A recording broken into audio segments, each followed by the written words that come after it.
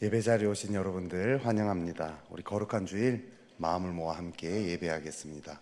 다 함께 자리에서 일어나셔서 찬양하겠습니다.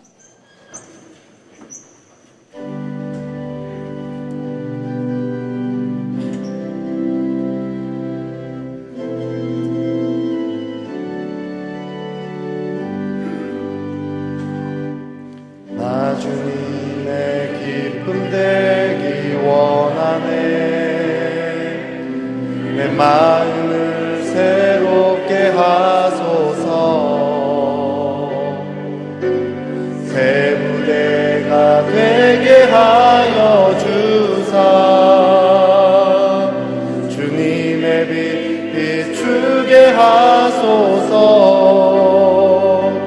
내가 원하는 한 가지 주님의 기쁨이 되는 것. 내가 원하는 한 가지 주님의 기쁨이 되는 것.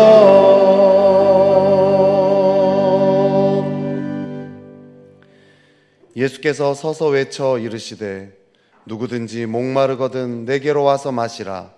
나를 믿는 자는 성경의 이름과 같이 그 배에서 생수의 강이 흘러나오리라 하시니, 이는 그를 믿는 자들이 받을 성령을 가리켜 말씀하신 것이라.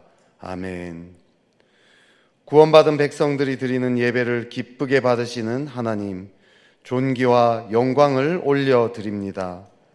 세상에 흩어져 살아가던 저희를 주님의 품으로 불러주시고 평안과 안식과 기쁨을 누리게 하시니 감사를 드립니다. 분주하고 고단했던 세상의 일들을 뒤로하고 이 시간 저희가 온전한 마음으로 삼위일체 하나님께로만 집중하여 예배하기를 원합니다.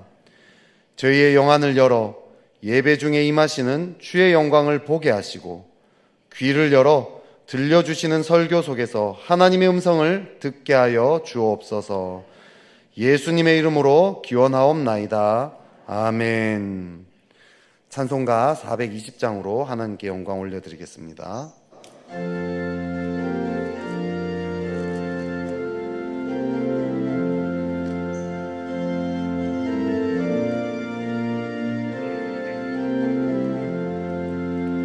너 성결케 위해 늘 기도하며 너 주 안에 있어 늘 성경 보고 온 형제들 함께 늘 사귀면서 일하기 전마다 너 기도하라.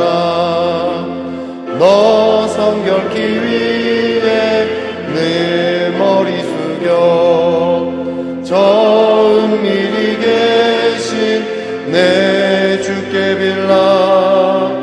주 사귀어 살면 주 닮으리니 널 보는 이마다 주 생각하리.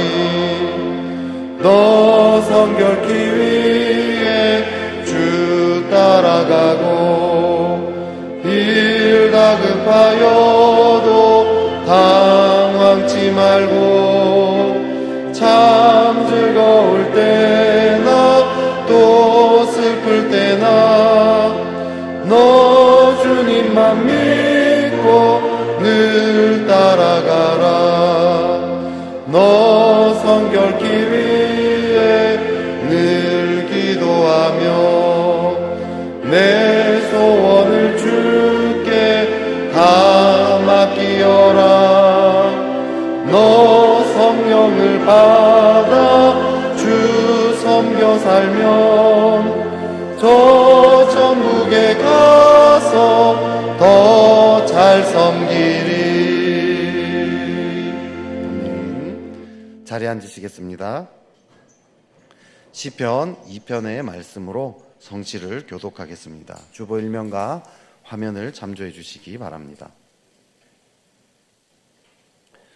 어찌하여 이방 나라들이 분노하며 민족들이 헛된 일을 꾸미는가? 세상의 군왕들이 나서며 관원들이 서로 꾀하여 여호와와 그의 기름 부음 받은 자를 대적하며 우리가 그들의 맨 것을 끊고 그의 결박을 벗어버리자 하는도다. 하늘에 계신 이가 웃으시며 주께서 그들을 비웃으시리로다. 그때 분을 바라며 진노하사 그들을 놀라게 하여 이르시기를 내가 나의 왕을 내 거룩한 산 시온에 세웠다 하시리로다. 내가 여호와의 명령을 전하노라. 여호와께서 내게 이르시되 너는 내 아들이라. 오늘 내가 너를 낳았도다. 내게 구하라. 내가 이방 나라를 내 유업으로 주리니 내 소유가 땅 끝까지 이르리로다. 아멘. 다 같이 기도하시겠습니다.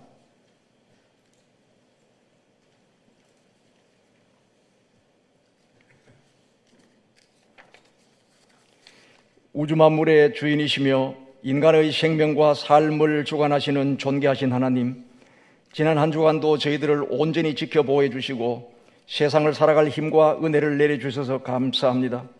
날로 푸르름이 더하는 아름다운 계절, 장미꽃 위에 이슬이 맺혀있는 이런 이 아침에 하나님을 찬양하며 영광을 올릴 수 있도록 불러주셔서 감사합니다. 전하신 하나님, 하나님께서는 연약하고 우둔한 우리 인생들에게 갈 길을 밝게 인도하시고 용기를 주시며 사랑으로 채워주셨습니다. 하지만 어리석고 못난 저희들은 내가 잘나고 잘한 것으로 착각하며 온갖 허세와 교만을 떨었습니다. 말씀대로 살지 않고 세상 속에 빠져 현실과 타협하며 연락에 취했습니다.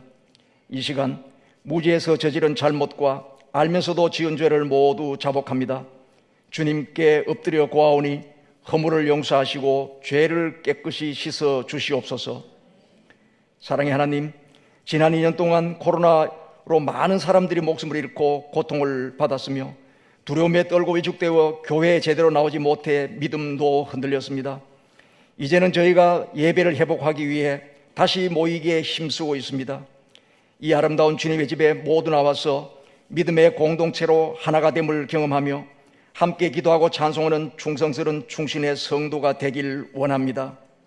복음과 함께 이웃과 함께 시대와 함께 살아가는 교회가 되게 하옵소서.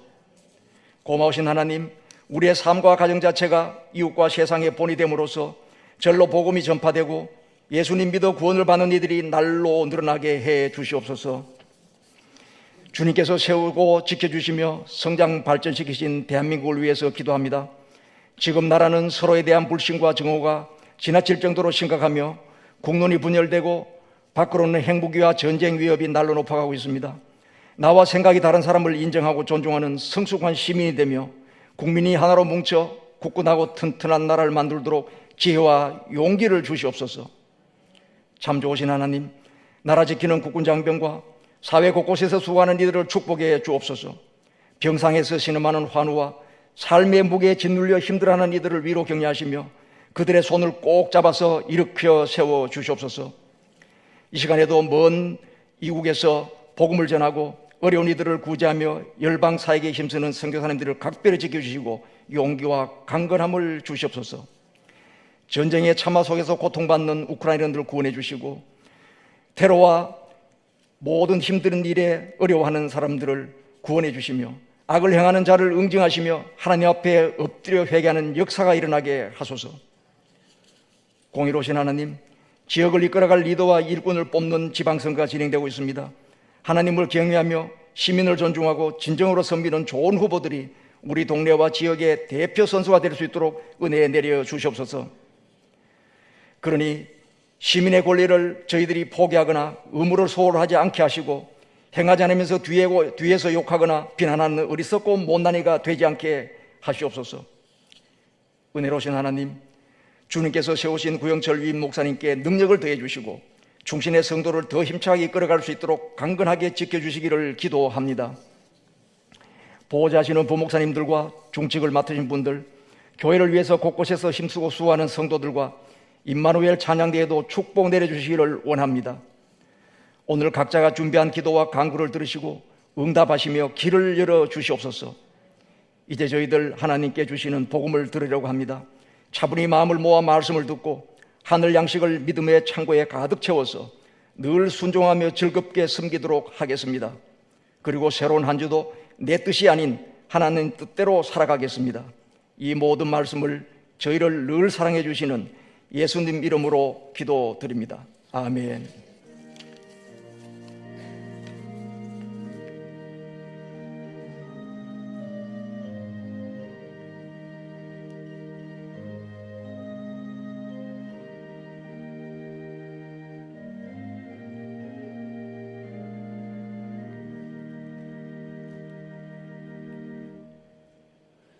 다 같이 자리에서 일어나셔서 마음과 정성을 다해 드린 예물을 하나님께 봉헌하겠습니다.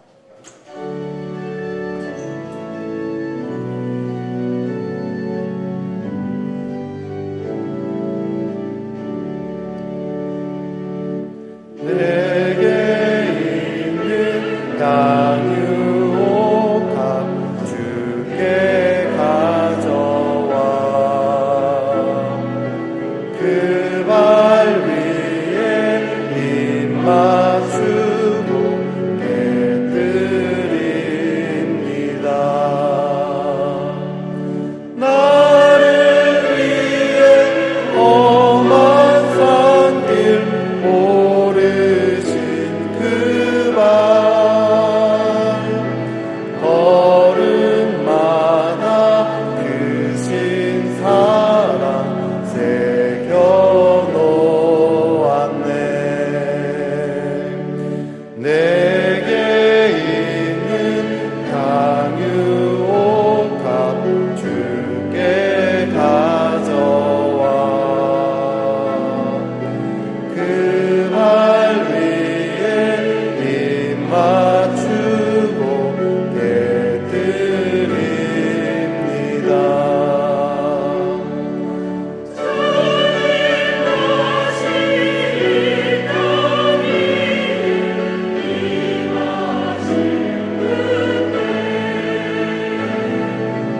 주의 크신 사랑으로 날 받아주소서.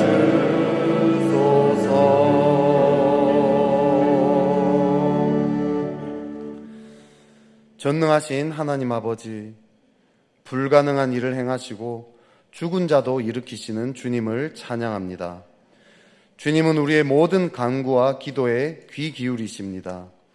주님은 우리의 모든 괴로움을 바꿀 수 있으십니다. 우리의 상황이 어떠하든 주님께 나아가 아뢰는 자는 소망이 있음을 고백합니다. 우리의 상황보다 크신 주님을 끊임없이 바라보며 승리하는 삶을 살게 하옵소서. 우리의 힘으로는 그런 믿음을 가질 수 없사오니 성령의 기름 부으심으로 이 모든 상황을 이길 믿음을 허락하옵소서. 모든 것은 주님이 주셨사오니 주님의 것을 주님께 드립니다. 사랑으로 예물을 드릴 때 우리의 마음이 주님의 마음과 하나 되게 하옵소서. 예물이 사용되는 곳마다 하나님의 나라가 확장되게 하옵소서. 이 시간 주님의 은혜를 사모하지만 직장과 건강 등의 이유로 온라인으로 예배하는 성도들이 있습니다. 해외에서 먼 지방에서 함께 예배에 참여하는 성도들이 있습니다. 건강의 한계로 인해 병상에서 신음하는 환우들과 나라를 지키며 청년의 삶을 드리는 자녀들이 있습니다. 이들에게도 동일한 은혜를 허락하셔서 각자의 삶의 자리에서 주님을 만나게 하옵소서. 이 모든 말씀 우리 주 예수 그리스도의 이름으로 기도하옵나이다. 아멘. 자리에 앉으시겠습니다.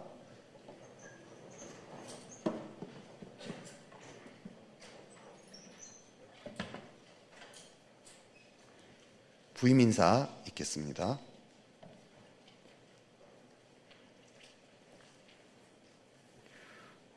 우리 관리주임으로 새롭게 오시는 안현준 관리주임 소개하겠습니다.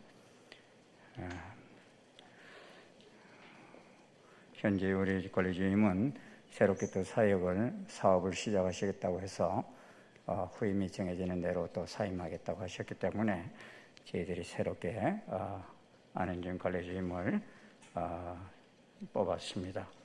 우리 안현주임은 순복음교회에서 여의도 순복음교회에서 오랫동안 사역하시다가 지금 또 신학을 공부하고 계시는 분이십니다. 그런데 이러한 사역 쪽에 많이 그동안 해오셨기 때문에 저희들이 저희 교회에 이 귀한 사역을 감당할 수 있도록 위해서 또 함께 일할 수 있도록 불렀습니다. 어머니께서도 지금 목회를 하고 계시는 그런 가정입니다. 이남 일녀이신데 저에게 오셔서 잘 또 이루어갈 수 있도록 여러분께서 힘껏 도와주시길 바랍니다. 인사하실 때 우리 한번 힘차게 박수하시겠습니다. 차렷 경례.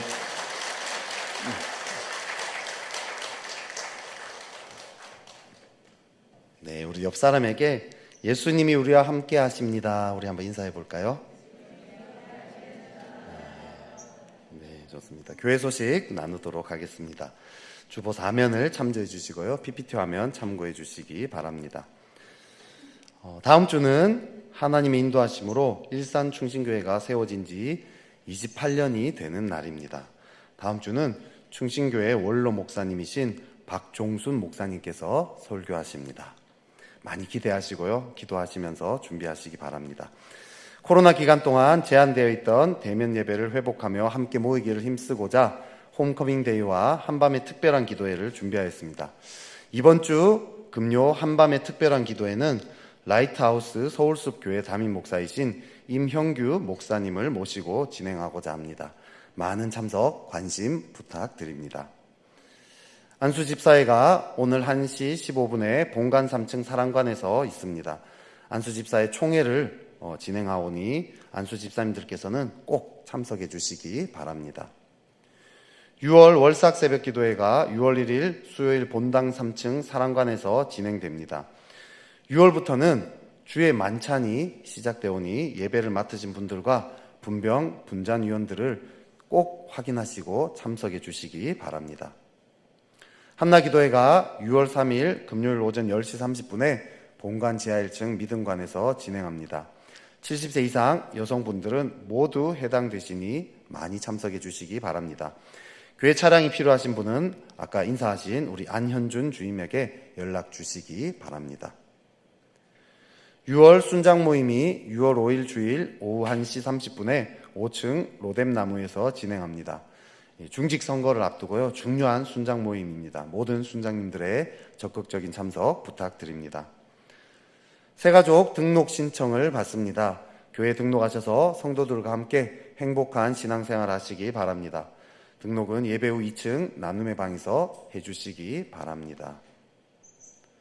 오늘 하나님께서 우리에게 주신 말씀은 사무엘상 14장 24절부터 35절까지의 말씀입니다.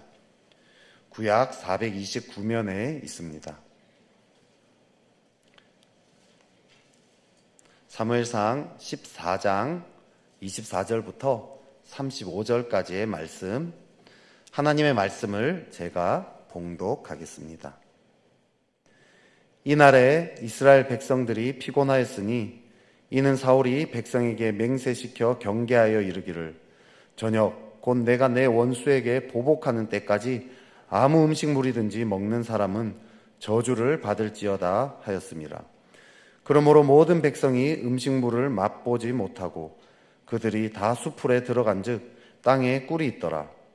백성이 수풀로 들어갈 때 꿀이 흐르는 것을 보고도 그들이 맹세를 두려워하여 손을 그 입에 대는 자가 없었으나 요나단은 그의 아버지가 백성에게 맹세하여 명령할 때 듣지 못하였으므로 손에 가진 지팡이 끝을 내밀어 벌집에 꿀을 찍고 그의 손을 돌려 입에 대매 눈이 밝아졌더라.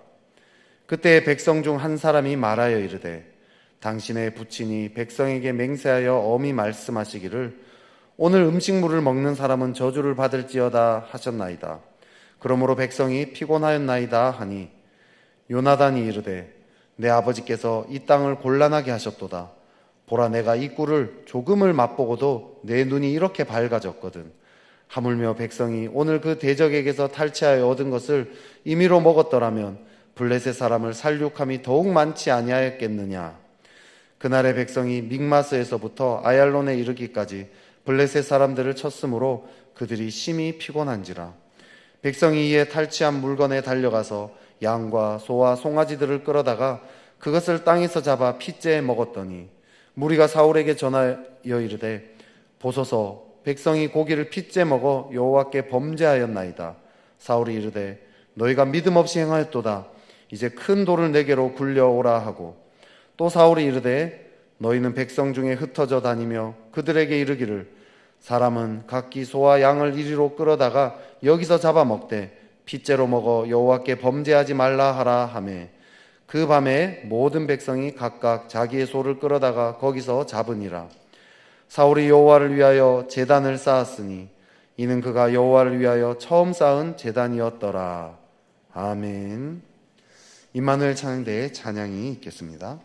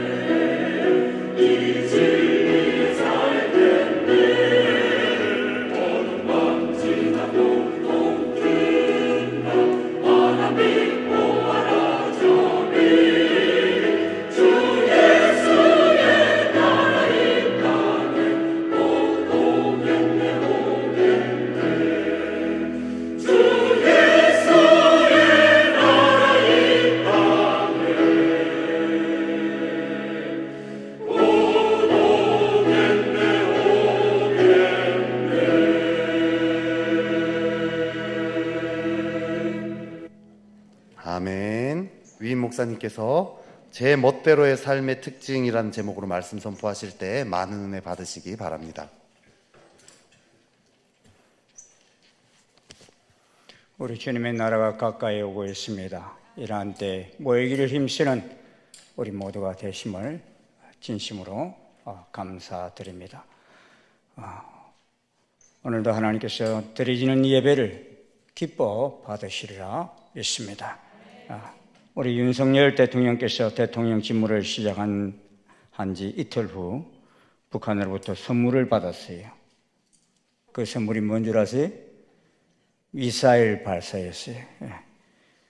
북한은 또 바이든 미국 대통령이 한국을 방문하여 일본으로 향하는 그 뒤통수에다가 대륙간 탄도미사일 한 발을 포함한 탄도미사일 3발을 쏘아댔습니다. 북한은 올해 들은 미사일을 무려 17차례나 발사를 했습니다. 그리고 지난 5월 14일에는 북한 코로나 확진이 심각하여 밤 1시에 김정은 호출로 긴급회의를 개최하고서는 지역 이동을 금지시키는 중대한 결정을 하고서 몇 시간 뒤에 또다시 미사일을 쏘아댔습니다. 그리고 이 멈추지 않고 핵실험 준비까지 하고 있는 상황입니다. 미사일을 한번 발사할 때 드는 비용은 10억 원 이상이고 ICBM급 중장거리 탄도미사일의 경우 기당 가격이 100억 원을 웃돕니다. 그러니 한 번 쏠 때마다 북한 주민들의 거의 이틀치 식량값이 날아가 버립니다. 그리고 국제민간단체 핵무기 폐기 국제운동에 따르면 2019년 기준 북한은 8천억 원을 미사일을 포함한 핵무기 개발에 투입을 했다는 것입니다. 북한이 경제난 속에서도 미사일을 쏘아대는 것은 엄청 내부 사정이 심각한 수준임을 보여주는 반증이라는 분석이 있습니다. 이번 코로나 오미크론의 발병을 봐도 우리나라와는 다른 점이 60대 이후의 사람들이 제일 사망자가 많은 점은 같은데 두 번째 많은 사망자가 발생한 연령은 어린아이라는 데서 충격적입니다. 우리나라는 9살 이하의 어린아이 사망자는 소수인 반면에 북한은 소아 비중이 높은 이유로 전문가들은 평소 부실했던 예방접종과 취약한 영양 상태의 영향인 듯하다 했습니다. 2008년 함경북도 온성군 병원 의사였던 탈북자 조수아 원장의 이야기를 들어보면 자기가 북한에서 의사 생활을 할 때에는 죄인 줄도 모르고 저지른 죄가 있다고 하면서 북한에서는 태어나는 아이의 장애가 있어 정상 회복이 불가능하다 싶으면 아예 태어날 때 죽여버린다는 것입니다. 그러니 자기 손에 의해서 죽은 아이가 너무 많다고 하면서 회개하였습니다. 북한에 장애 아동이 별로 없는 이유는 살아봐야 치료하기도 힘들다 싶으면 그냥 죽여버린다는 것입니다. 그러니 이런 코로나 상황에서도 마찬가지가 아닐까 여겨집니다. 지도자의 영향력은 대단합니다. 그래서 우리는 우리나라의 정치 지도자뿐만 아니라 저 북한과 이웃나라 세계 열방의 지도자들을 위해서 기도해야 합니다. 왜냐하면 이제 세상은 일일 생활권이 되었기 때문입니다. 원숭이 두창만 해도 그렇습니다. 1958년 덴마크 연구실에서 사육하던 원숭이에서 처음 발견된 이후 1970년 콩고에서 사람 감염 사례가 최초로 확인된 감염병인데 최근엔 이 감염병이 온 세계로 삽시간에 퍼져나가고 있습니다. 제가 이번 주 설교 준비를 시작할 때 13개국에 퍼졌다고 했어요. 그런데 수요일 날 보니까 19개국으로 변했고요. 어제 보니까 이미 20몇 개국으로 이렇게 확산되어 있는 거예요. WHO 관계자는 이 원숭이 두창 확산이 스페인과 벨기에에서 개최된 두 차례 대규모 파티에서 동성애자와 양성애자 남성 간 성관계로 퍼졌다고 하였습니다. 스페인 고위 복음 담당자는 최근 카나리아 제도에서 약 8만 명이 참가한 가운데 개최된 게이 프레이드의 연관성을 조사하고 있다고 말했습니다. 이 원숭이 두창은 1%에서 10%의 치사율을 가지고 있습니다. 그래서 제2의 에이즈라는 별명까지 붙었습니다. 지금 우리가 살고 있는 이 시대를 보노라면 피조물인 인간 제멋대로 살려고 하는 시대에 살고 있음을 보게 됩니다. 이스라엘 초대왕 사울은 매우 겸손한 왕으로 사역을 시작했습니다.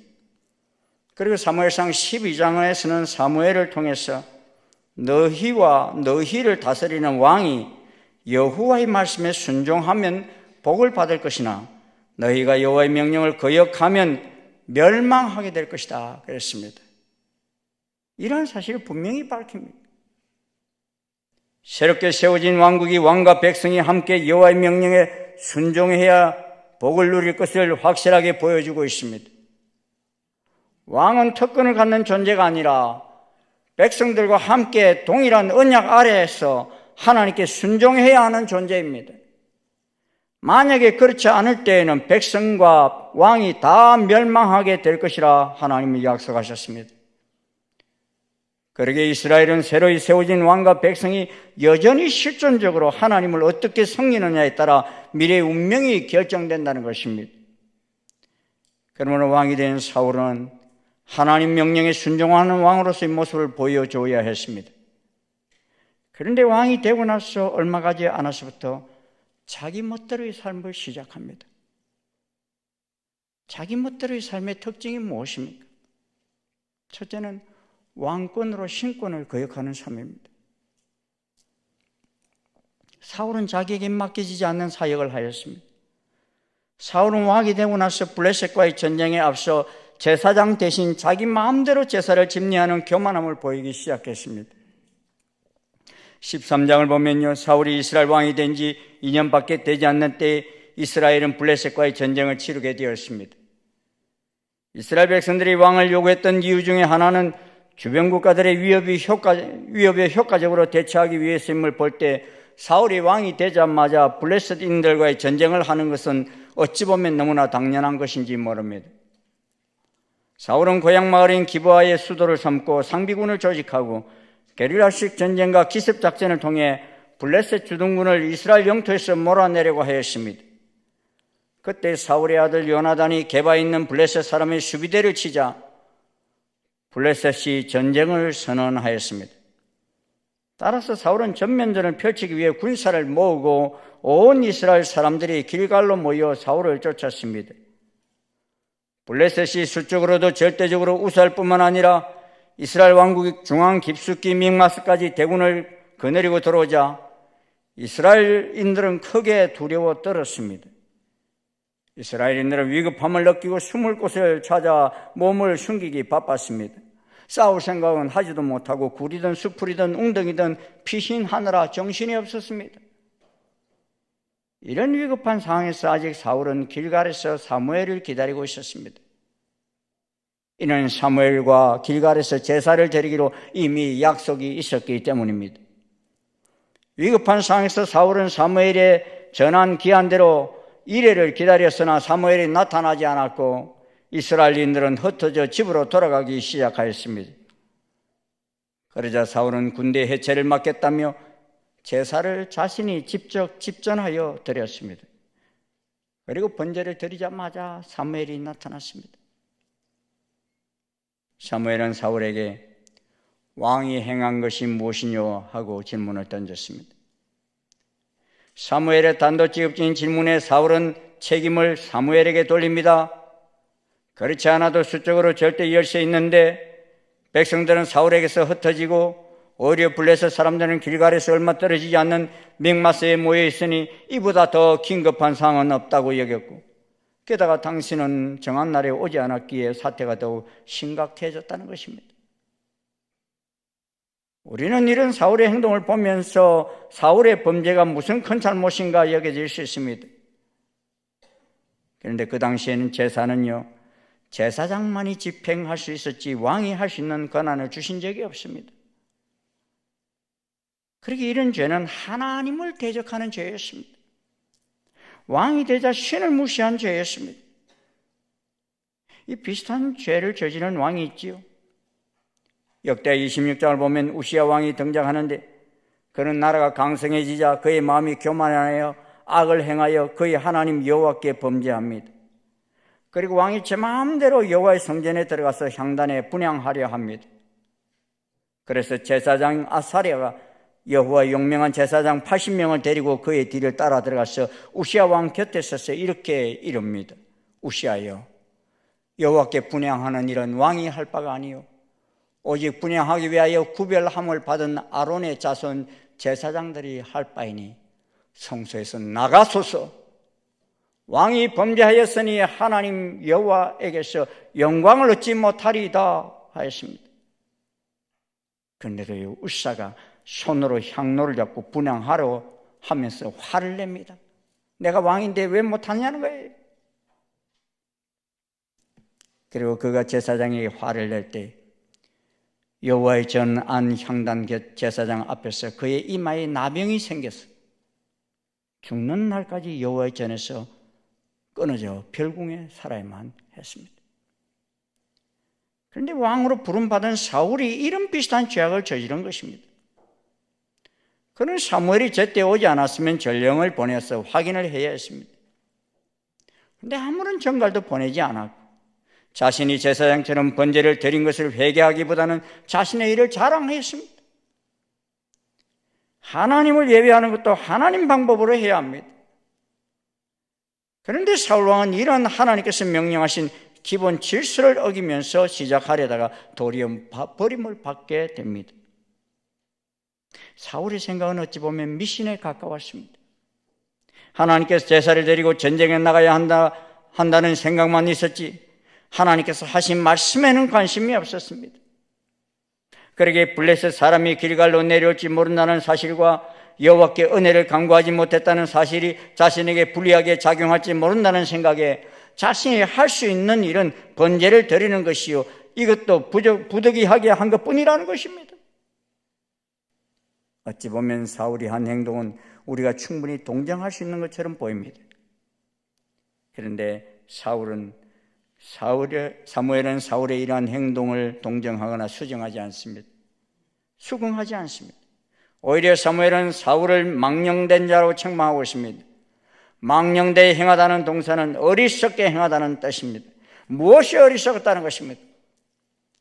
사울의 행동이 여호와의 명령을 지키지 않는 불순종이었다는 것입니다. 사울이 제사를 집례한 것은 하나님이 세우신 법을 거역한 것이라는 것입니다. 결국 하나님을 의지하는 겸손함을 버리고 자신을 높이는 길에 들어선 사울은 자신과 가족을 무너뜨리는 비극적 인생으로 치닫습니다. 자기 멋대로의 삶의 특징이 무엇입니까? 둘째는 감정대로 사는 삶입니다. 사울은 블레셋과의 전쟁에서 승기를 잡았지만 백성들에게 어리석은 명령과 맹세를 시킵니다. 사무엘 14장 24절 이하를 보면 이스라엘 백성들이 블레셋과의 전쟁에서 심히 피곤해합니다. 이유가 무엇입니까? 사울이 전쟁 중에 갑자기 자기 군대에게 금식을 명령합니다.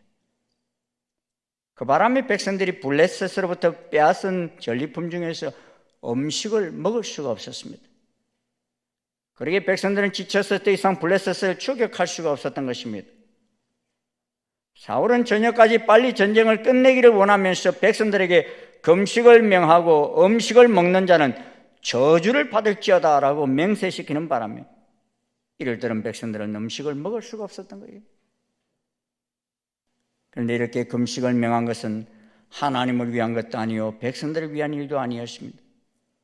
사울은 이미 전쟁 직전에 전쟁의 승리에 대한 조급함을 드러내며 거리하였던 것입니다.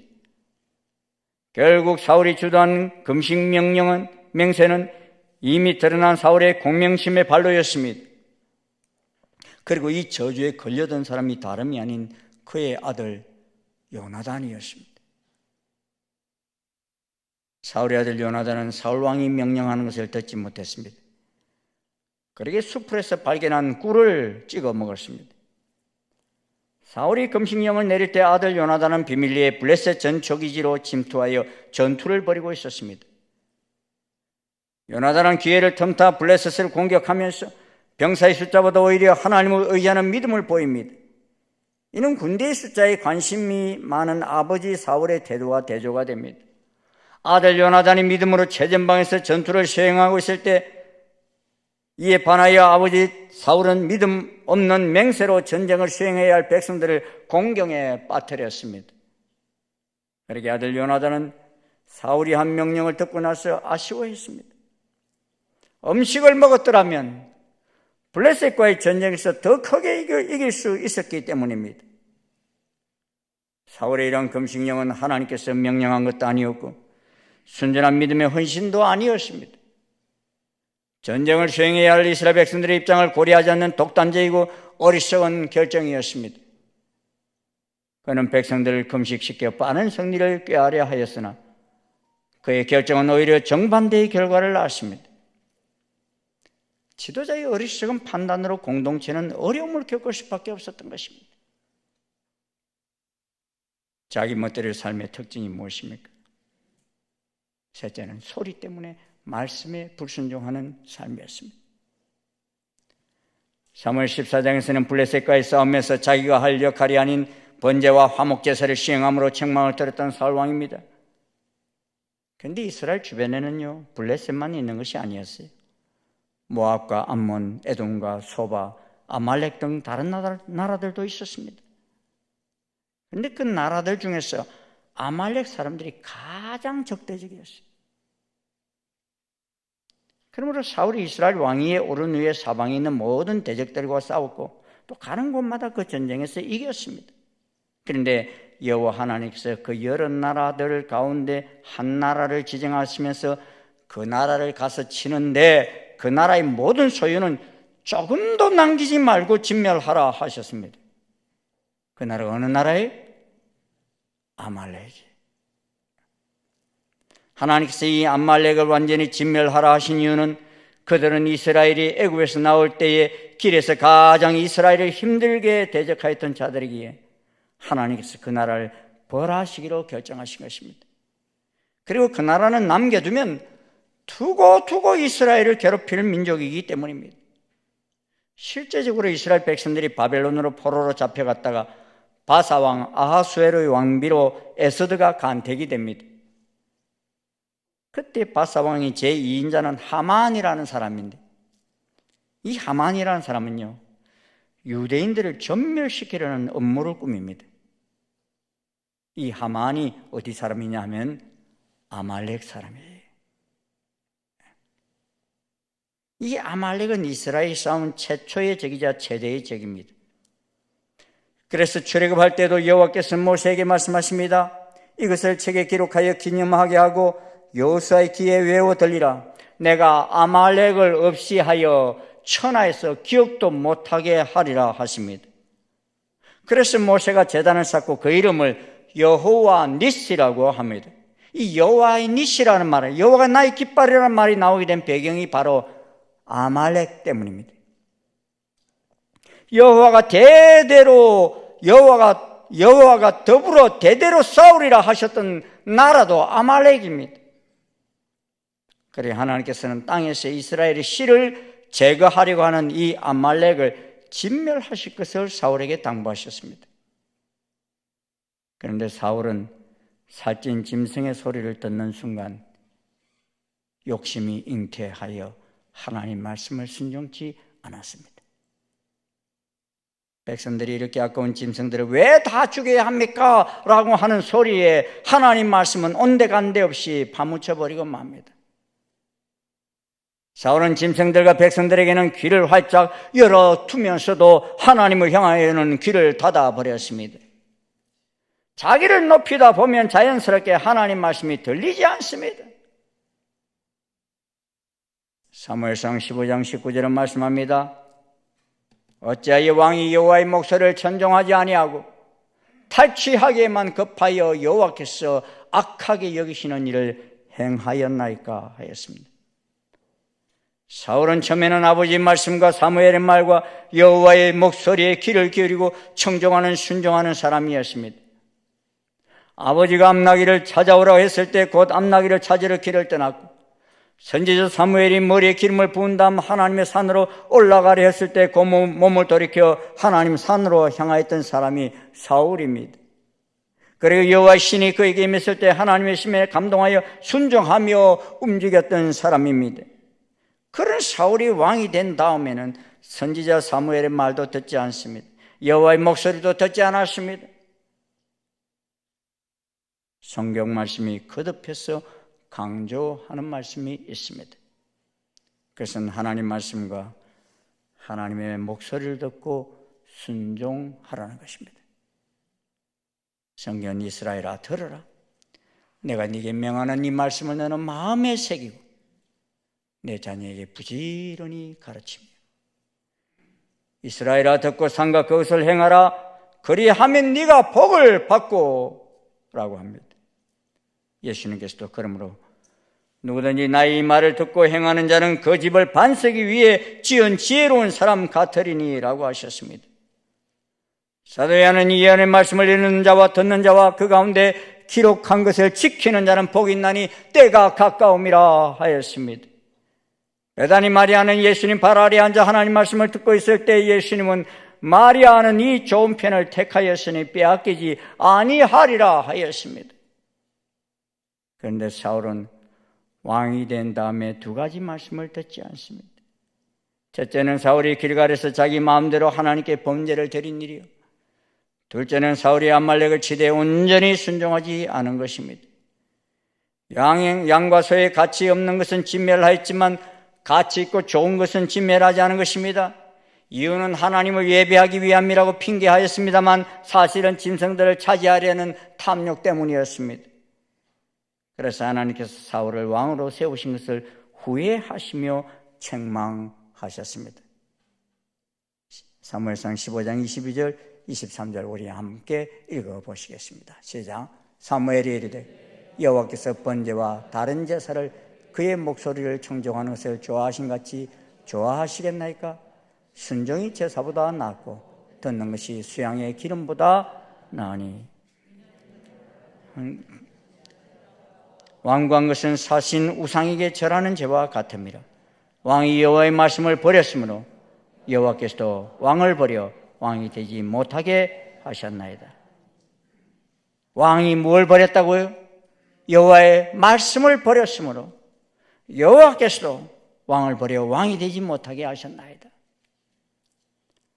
사울은 사무엘이 짐승들의 소리가 어찌된 영문인지 묻는 질문에 변명하기에 급급하였습니다. 그리고 그가 지은 죄를 구체적으로 지적하면서 마지막으로 회개할 기회를 주었음에도 불구하고 오히려 변명만 내려놓습니다. 오히려 자신은 여호와의 명령을 쫓아 아말렉과의 전투를 수행했으며 그 실제적인 증거로서 아말렉 왕 아각을 사로잡아왔다는 식의 자신의 정당성을 강변했습니다. 대선이 끝난 후 윤호중 더불어민주당 공동비상대책위원장은 기자회견을 통해서 차별금지법 제정을 추진하겠다고 밝혔습니다. 그리고 지난 5월 25일 민주당은 차별금지법 공청회를 한다고 하면서 찬성하는 사람만 불러놓고 공청회를 했어요. 이들은 지금 다수당이 자리를 이용해서 정의당과 함께 어떻게 해서든지 이를 국회에 통과시키려고 하고 있습니다. 이 법은 표면적으로 보이는 법과는 달리 동성애 성전환 독재법입니다. 대다수 국민의 역차별법으로서 현행 헌법에 여성과 남성의 양성평등 사회를 50여 가지의 성별을 인정하는 사회로 바꾸려고 하는 세계적인 악법입니다. 그리고 무엇보다도 이는 하나님의 말씀을 정면으로 대적하는 행위입니다. 이 법이 통과된다는 것은 지금까지는 개인이 하나님 말씀을 거절한 것이라고 한다면 이제 이 법이 국회를 통과하게 된다는 것은 나라가 하나님 말씀을 정면으로 대적하는 행위가 됩니다. 마치 아말렉처럼 아각처럼 하만처럼 철저하게 하나님 백성들을 세상에서 멸절시키려고 하는 악한 행위입니다. 온 세상이 이 악한 법을 따라간다 해도 우리는 거절할 수 있어야 합니다. 특히 대통령과 국회가 이 악한 법을 통과시키지 않도록 우리는 온몸과 마음을 다해야 합니다. 왜냐하면 이는 국가가 하나님을 대적하는 일이 되기 때문입니다. 이미 수많은 국가들이 이 법을 통과시키고서는 말로 다 할 수 없는 엄청난 혼란 속에 있음을 보고 있습니다. 우리 다음 세대들이 정체성에서 혼란을 일으키고 있음을 보고 있습니다. 말로 다 할 수 없는 사회적 혼란이 오고 있고 이 법이 통과된 나라들은 마치 소돔 성처럼 변해가고 있습니다. 지난 15년간 한국 사회와 한국 교회는 이를 잘 막아내었습니다. 그런데 지금 이 땅의 지도자들이 하나님의 말씀을 떠나 제멋대로의 삶을 살아가고 있습니다. 이미 법이 통과된 영국과 많은 선진국의 그리스도인들과 법조인들이 우리나라에 와서 호소하는 소리를 들어보십시오. 자신들이 이 법의 악한 조항이 무엇인지 모르고 대충 넘어갔더니만 지금은 손 쓸 수가 없을 정도로 큰 혼란을 가져오고 있다는 것입니다. 그러니 대한민국만큼은 어떤 일이 있어도 이 법은 통과를 막기를 바란다는 것입니다. 왜요? 이 법이 하나님을 대적하는 법이기 때문인 것입니다. 창조주 하나님 말씀을 정면으로 도전하는 법이기 때문입니다. 그리고 자유민주주의 국가에서 수많은 이들의 표현의 자유를 묶어버리는 법이기 때문입니다. 악을 악이라고 말할 수 없는 법이기 때문인 것입니다. 뿐만 아닙니다. 우리 자녀들에게 이 더러운 가치관을 교육시켜도 못 시키게 할 방법이 없는 법입니다. 사랑하는 일산 중심 성도 여러분, 다가오는 세상에서 우리 자녀들이 하나님이 통치하시는 복된 나라에 살고 싶습니까? 이 나라를 새롭게 다스려 나가는 대통령과 국무위원들, 그리고 국회의원들을 위해 눈물로 기도하십시다. 이들이 하나님 말씀을 대적하는 일을 결정하지 않도록 통곡하며 기도하십시다. 사울왕의 제멋대로의 삶으로 인하여 그와 그 백성이 버림을 받은 것처럼 이 나라가 버림받지 않도록 기도하십시다. 그래서 우리 다음 세대들이 이 시대 속에서 하나님의 뜻을 이루어가는 복된 나라가 되도록, 복된 민족이 되도록 기도하십시다. 제멋대로의 삶이 아닌 하나님의 뜻대로의 삶을 살기를 결심하는 충신의 가족과 이 민족 역사 위에 하나님의 은총이 계속되어지기를 주의 이름으로 축원합니다. 기도하시겠습니다. 하나님, 온 세상이 하나님의 창조 질서를 깨트리고 하나님의 법을 무시하고 제멋대로의 세상을 만들어가는 모습을 저희들이 보고 있습니다. 선진국이라고 하는 나라들도, 똑똑하다고 하는 사람들도, 권력을 가졌다고 하는 자들도 사람의 소리에만 두려워하며 하나님의 말씀을 두려워하지 않고 악한 법을 만들어 가고 있습니다. 아버지 하나님, 이 나라를 불쌍히 여겨 주시옵소서. 이 나라의 지도자들이 사울왕과 같은 우미한 죄악을 저지르지 않게 도와주시옵소서. 아버지 하나님을 두려워할 줄 알게 도와주시옵소서. 아버지 하나님, 인간의 고난을 가지고 아버지 하나님 신의 고난을 대적하는 어리석은 죄를 저지르지 않게 도와주시옵소서. 주님, 이 나라의 민족 마지막 때에 하나님 앞에 쓰임받는 민족 되어지기를 소원합니다.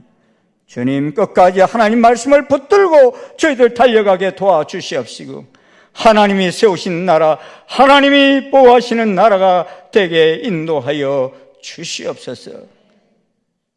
특별히 사랑하는 주의 백성들, 하나님 말씀 따라 살아가되 주님 피 흘리기까지 저희들이 싸우며 진리를 아버지 하나님 지켜나가는 저희들 되게 인도해 주시옵소서. 예수님 이름으로 기도드리옵나이다. 아멘. 더 자리에서 일어나셔서 340장 찬송 함께 부르시겠습니다.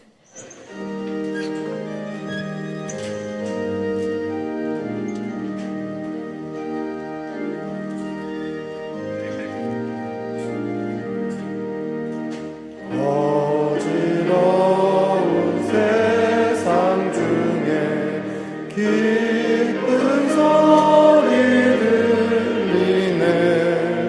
예수 말씀하시기를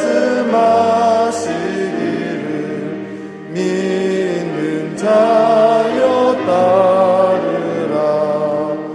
세상 헛된 신과 영화 모두 내려버렸네.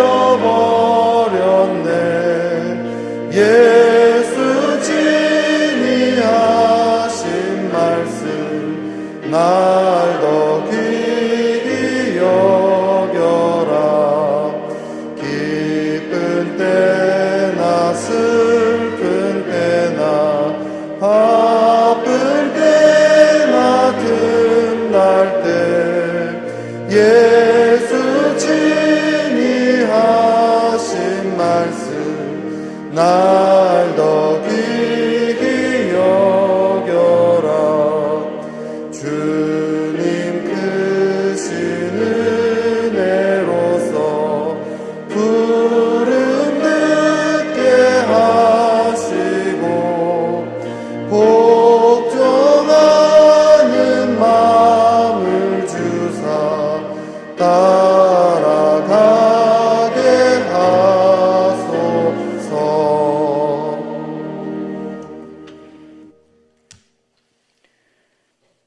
예수 그리스도의 은혜와